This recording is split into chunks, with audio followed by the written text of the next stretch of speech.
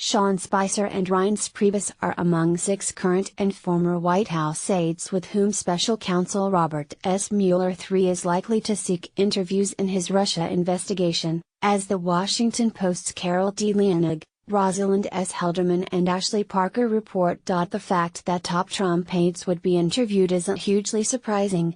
The probe has gradually grown in scope in recent months, and given its apparent focus on President Trump's decision to fire FBI Director James B. Comey, it seemed logical that his top spokesman and aide, among others, would be sought out for their versions of events. But the subplots with Spicer and Priebus are particularly interesting. Both are former Republican National Committee types, not longtime Trump aides, who joined the White House when the campaign was over.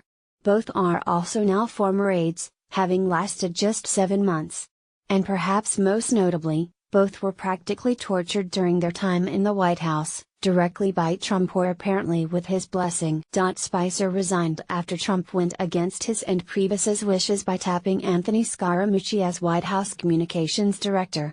And from literally his first full day as White House Press Secretary, when Trump dispatched Spicer to deliver obvious falsehoods about Trump's inauguration crowd, he seemed to put Spicer in about as many awkward situations as humanly possible.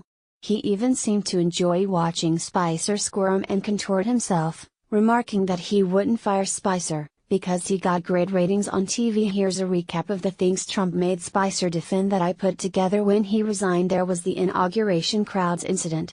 There was the time he took issue with calling Trump's travel ban a ban, despite the White House having repeatedly referred to it as such. There was the time he insisted Trump's tweeting of the clearly misspelled word covfefe was actually intentional and a small group of people know exactly what he meant. There was the time he said Trump doesn't have a bathrobe, only to find plenty of past photographic evidence of Trump's affinity for them. There was the time he suggested the former head of Trump's campaign played a very limited role for a very limited amount of time. And on and on and on. And that doesn't even include when Spicer awkwardly explained that Trump had fired Comey at the recommendation of the Justice Department, which got the ball rolling on its own.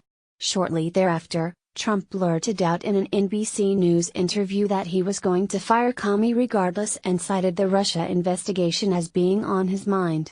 You can bet this sequence will be a focus for investigators. It also happened to make Spicer look like a fool. While Spicer's torture was more public, Priebus got a heavy helping of it, too, particularly in the brief period when Scaramucci came on board, during which Priebus exited. Not only had Priebus opposed the move, but Scaramucci proceeded to call into CNN and publicly attack Priebus, accusing him of leaking information and challenging him to prove that he wasn't.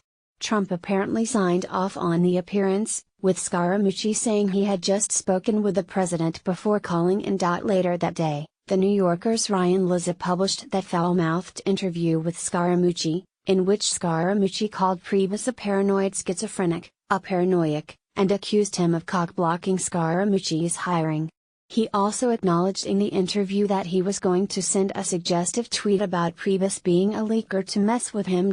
And there were other examples. As New York Magazine's Jonathan Chait recapped. Now, The Washington Post reveals Trump ordered Priebus to kill a fly.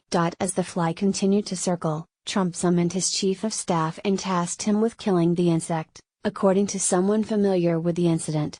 Priebus was apparently the most frequent target of Trump's habitual bullying. The president told associates that Priebus would make a good car salesman and mocked him for expressing excitement when he spotted his house from Air Force One, flying over Wisconsin, reports Politico. None of this is to suggest either is bent on revenge or anything like that. And a witness is always compelled to tell the truth to investigators, so any lingering hard feelings toward the president may not even affect their responses. We also don't know exactly how those interviews will be conducted yet. But Trump is a man who isn't afraid to needle, cajole and oftentimes embarrass those around him. He isn't big on loyalty to others. And you have to wonder how big on loyalty that makes those around him. Investigators, and Trump, are about to get a taste of that.